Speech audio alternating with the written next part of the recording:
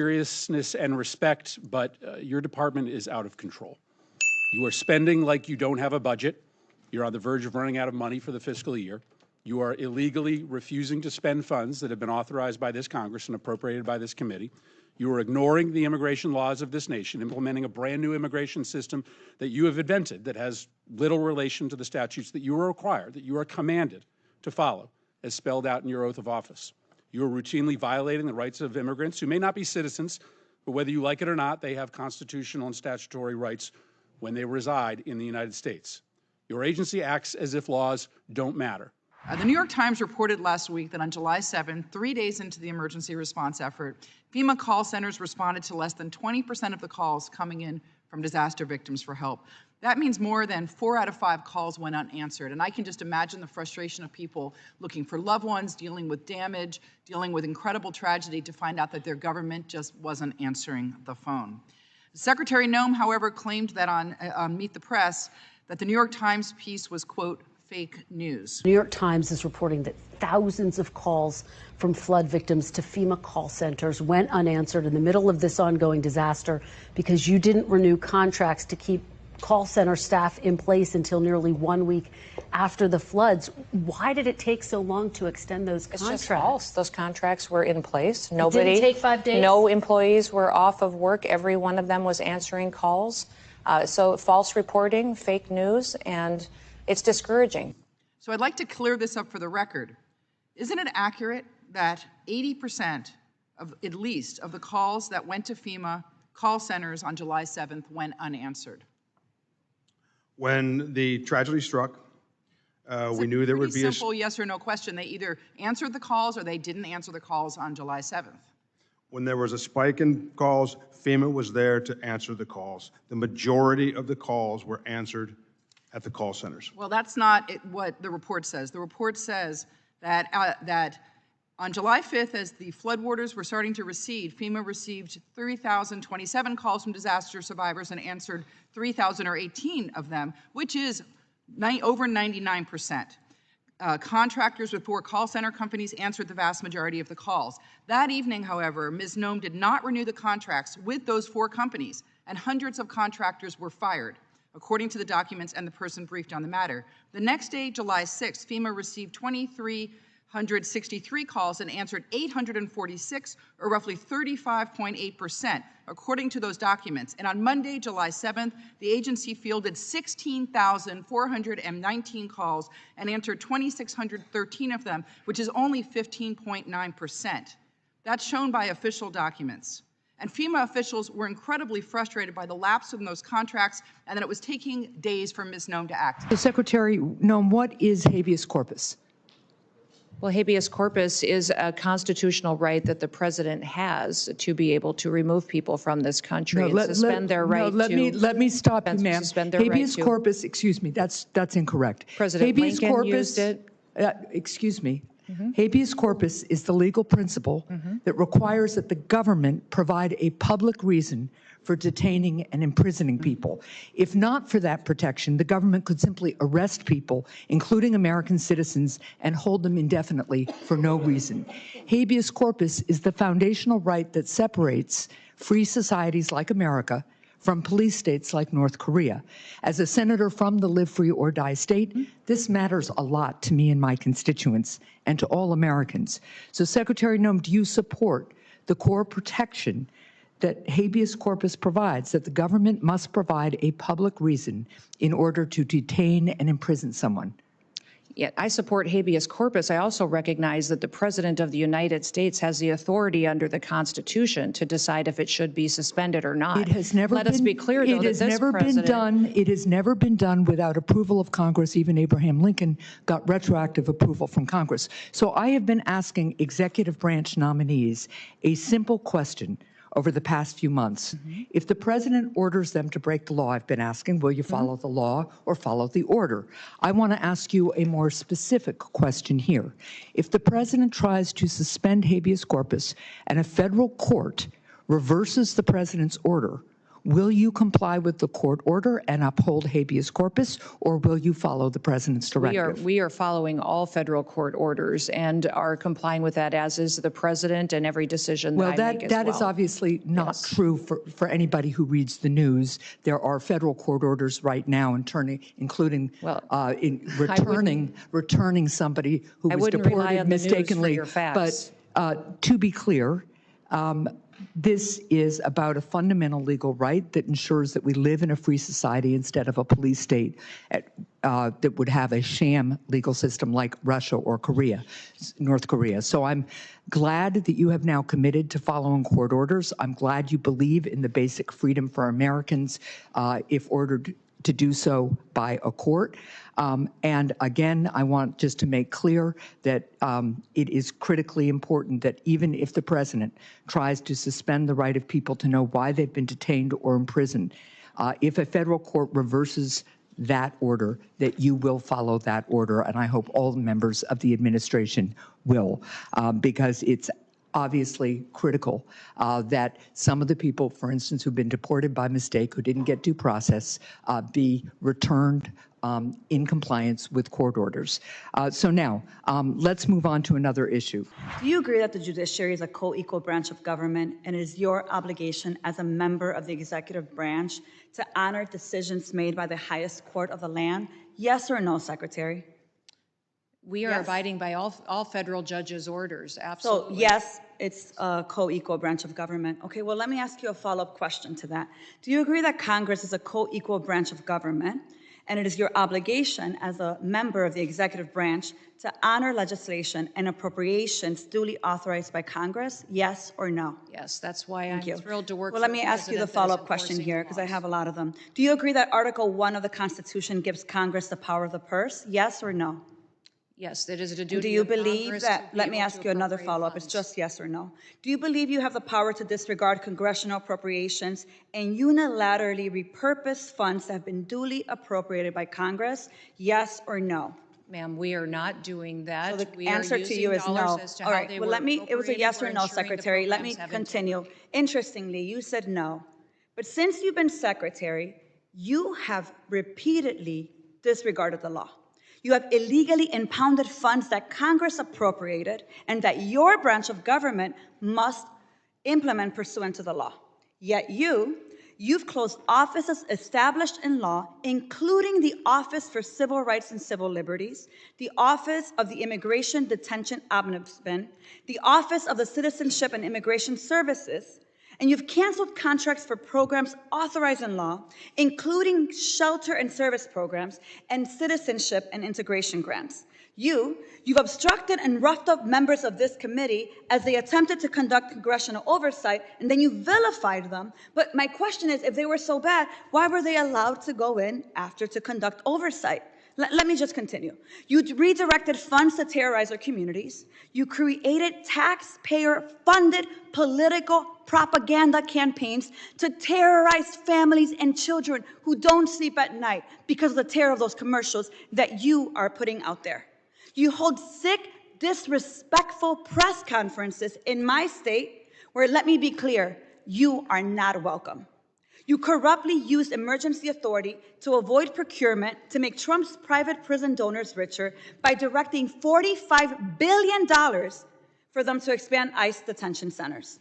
You defunded work to address real threats to the homeland, all while you pursued college newspaper editors, labor leaders, and even a Harvard scientist who failed to declare frog embryos at the airport.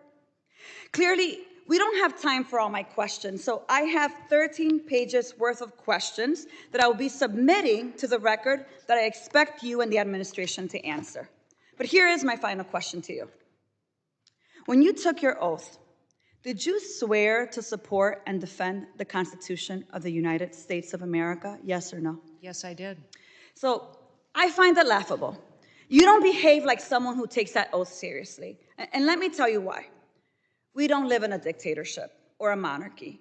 Trump's will is not the guiding doctrine of this nation, and our country is not a playground for his or your twisted authoritarian fantasies.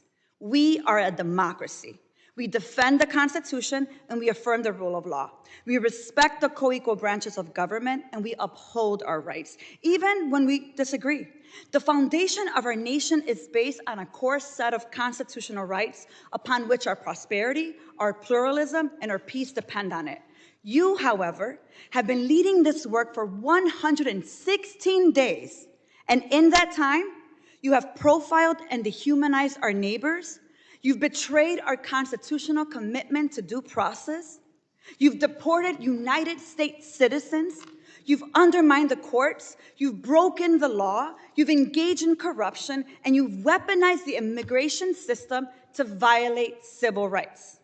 As Senator Murphy perfectly stated, your department is out of control, but you're responsible.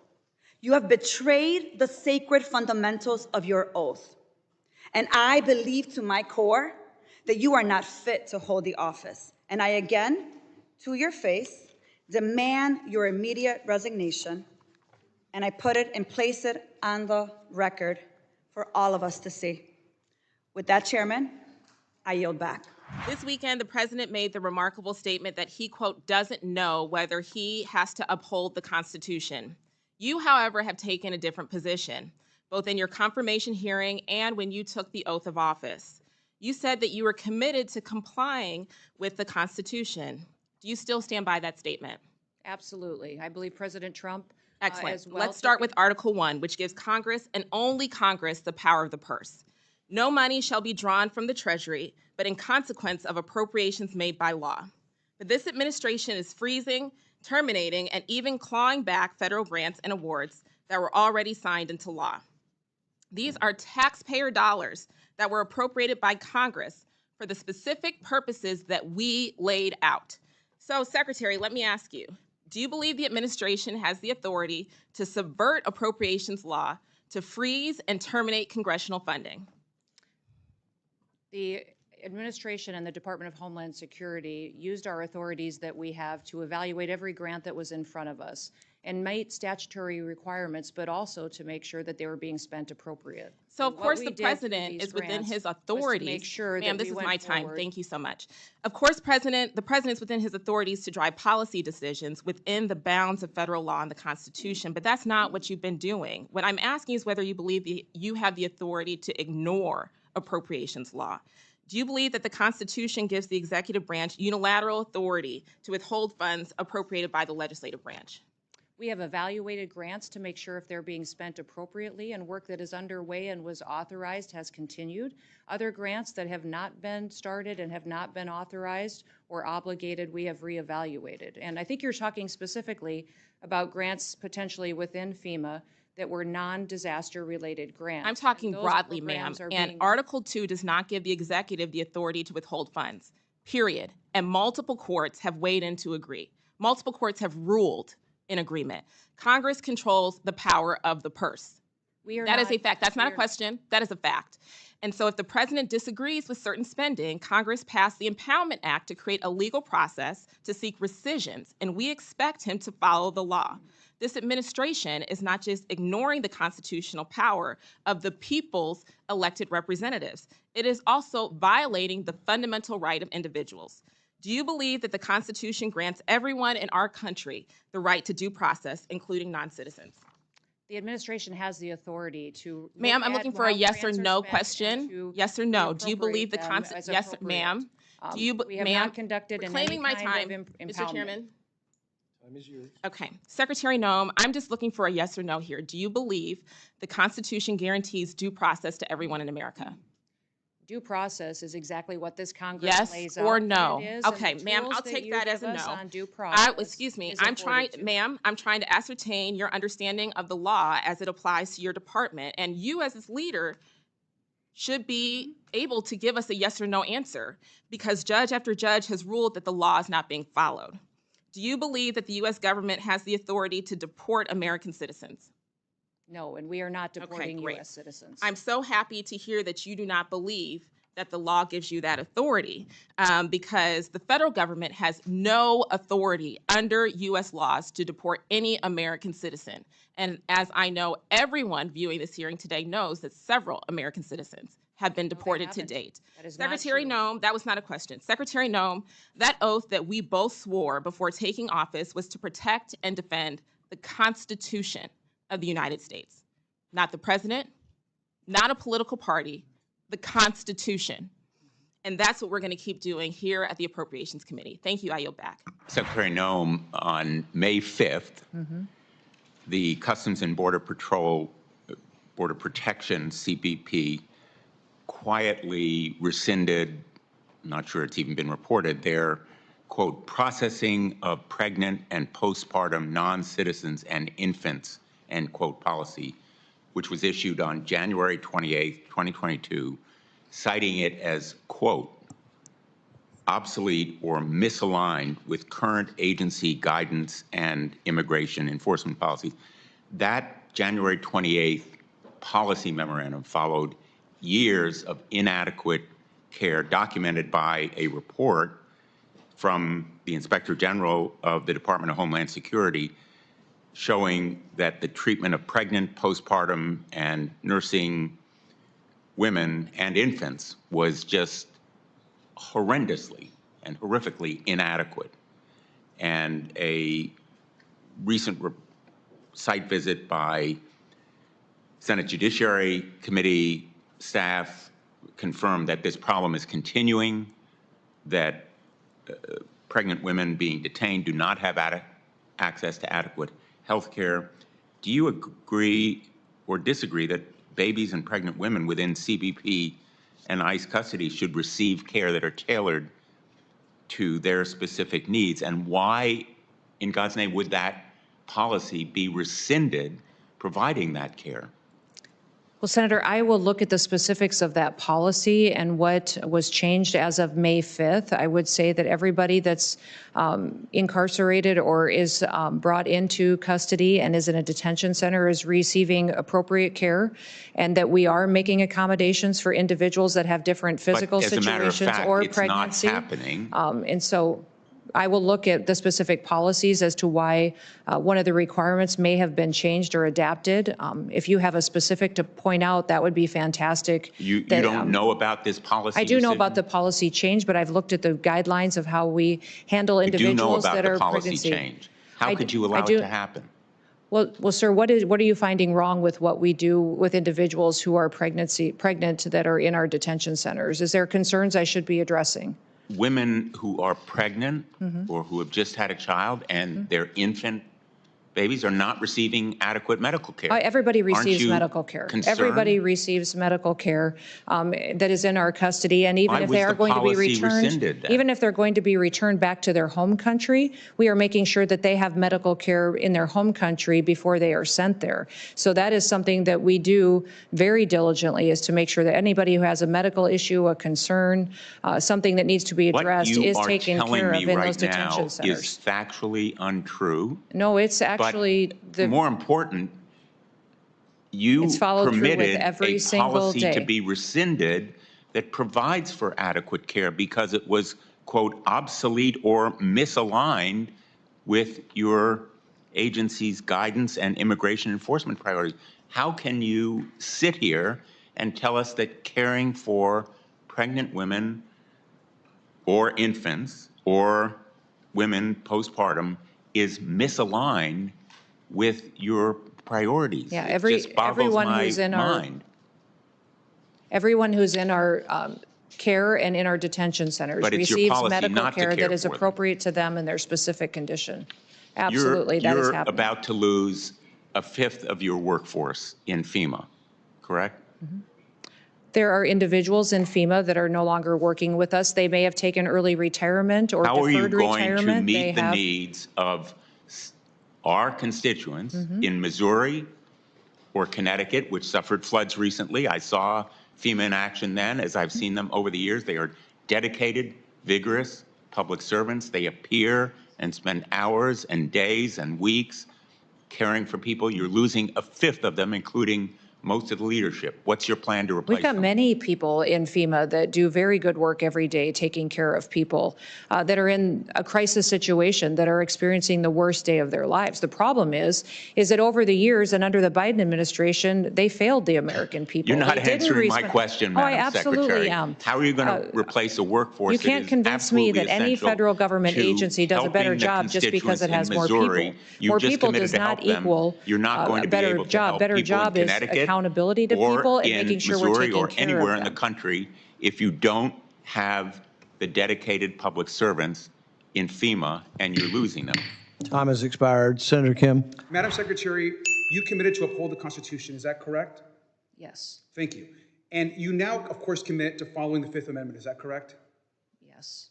Thank you. Now, Madam Secretary, you are violating that amendment as we speak, and you are breaking your oath. You are deporting people, and the department is deporting people without due process. We cannot deport U.S. citizens. Without due process, there is nothing that Donald Trump could essentially be stopped in grabbing people off the street. That's happening today. Now, maybe someone in government might not like your tattoos. Maybe they don't like how somebody votes. Maybe they don't want to see how someone represents your constituents in Congress. But if you can't see a judge, no one can protect you. And I hope that you and I and everyone here can agree with that.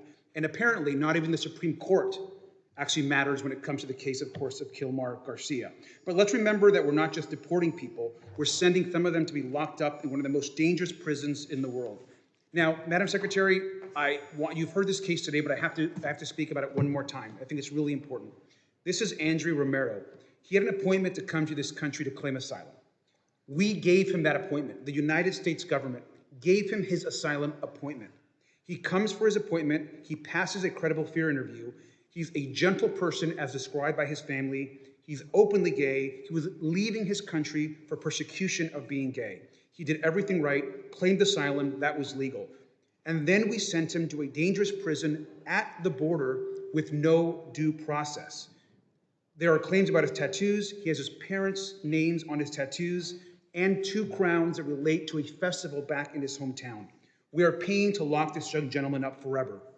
What I would ask is the ambassador in El Salvador, we have asked for proof of life of Andrew. He has had no access to lawyers or family since he has been taken over a month now.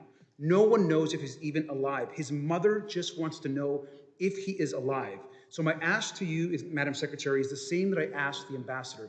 Can we do a proof of life check on Andrew just to see if he is alive? Congressman, we are utilizing the tools that Congress has given us to apply due process to individuals. We are doing that for every person, and we are making sure that we're following what you have given us as far as guidance and how things should be implemented. Would you commit to just letting his mother know, as a mother to mother, if Andrew is alive? He was given an asylum appointment by the United States government. We gave him an appointment. We said, Andrew, come to the border at this time to claim asylum. He was taken to a foreign prison in El Salvador. His mother just wants to know if he is alive. Can we check and do a wellness check on him? Our asylum applications are different than the granting of asylum, and I don't know the specifics of this individual case.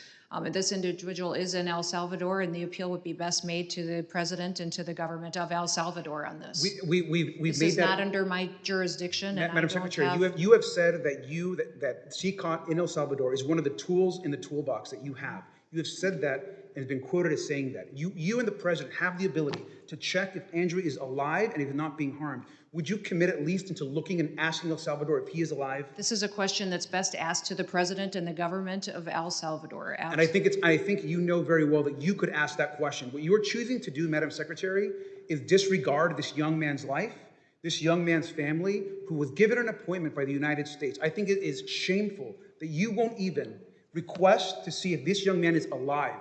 His family has no idea, has no access to lawyers. I would hope that we would have the humanity to just check if this young man is okay. With that, I yield back. It's shameful. My first question for you is a pretty simple one. It's basic civics. Which branch of government does the Constitution give the authority to interpret what the law is? The judiciary or the executive branch? Sir, going forward, the interpretation of the law, you make the laws in this body. The judicial branch makes sure that they have integrity and they're applied properly to individuals. So I'm just going to take that as the judiciary branch. Now, let's focus for a second on what the judiciary branch has said about this case. We know the Supreme Court has said 9-0 that notwithstanding your statements under oath here today, that Mr. Kilmar Abrego Garcia was afforded due process, he was in fact not afforded due process, because then if he were, you would have seen the withholding order that did not permit him to be deported to El Salvador. Now you allege, and I guess the Attorney General alleges, that he's a member of MS-13. That may very well be, that very well may be the case. And if he is, now that that is a foreign terrorist organization, certainly the immigration laws would allow him, and in fact require him, to be deported. I certainly would support that. But the problem that we have here is what you allege, what Ms. Green alleges, what the Attorney General alleges, is not the judiciary. You don't get to decide whether or not he is an MS-13 member. And you don't have to take my word for it, because Judge Wilkinson, a Fourth Circuit judge, very conservative, addressed this argument. He said, the government asserts that Abrego Garcia is a terrorist and a member of MS-13. Perhaps, but perhaps not. Regardless, he is still entitled to due process. If the government is confident in its position, it should be assured that position will prevail in proceedings to terminate the withholding of removal order. Will you commit right now to give Mr. Abrego Garcia that process where you can prove your allegation that he is a member of MS-13? Congressman, that judge that you just quoted did not say he was not a member of MS-13. Who did say that he was a member of MS-13 was law enforcement officers that encountered this individual. Yeah, he knows that. This is a Fourth Circuit judge. He knows all of what the evidence is, and he's saying if that evidence... So you're not going to commit to follow this order? You won't commit to follow this court order? By the way, he identified Madam Secretary, himself. I reclaim my time. Stop filibustering. Stop filibustering. By gang members of MS-13. Will you give Mr. Abrego Garcia the due process that the Supreme Court and Judge Wilkinson has required you to give him? Abrego Garcia is an El Salvador resident who is in his home country. If he were to come back to this country, he would be immediately removed again. How do you know? He has received and been treated appropriately, so sir, and he is not. How can you say he's been treated appropriately if the Supreme Court has ruled 9-0? 9-0 that he hasn't been treated appropriately. Why is your opinion better and have more authority than the Supreme Court? Investigators, 2 judges, an immigration court that all said he was MS-13 and was removed from this country. But you understand, that is you saying that. That is you saying that. That is them saying that. This no. investigators and law that is enforcement you officers making that in the case determination. They built against him. If you don't the trust our court law has considered all that. The judge has considered all that, Madam Secretary. And if you would be quiet, because I'm reclaiming my time, you are not following this court order. But let's focus on the court order, because this opinion also says that to facilitate, which the Supreme Court is requiring, is an active verb. It requires that steps be taken. What steps have you taken to return Mr. Abrego Garcia to allow him to get due process? Abrego Garcia is in his home country. What steps have you taken? If your continued advocacy for him were to... I'm not advocating for him. I'm advocating for a court order, Madam Secretary. The court order says that you must take steps to follow the court order. You are here under oath. What steps have you taken to return Mr. Abrego Garcia pursuant to this court order? It's got to be extremely discouraging to be one of your constituents. To see you fight for a terrorist like this and not fight for them is extremely alarming to me. I'm fighting for due process, and that's under the Constitution. The gentleman's time has expired. Due process. The gentleman's time has expired. I now recognize Ms. Green for 5 minutes questioning.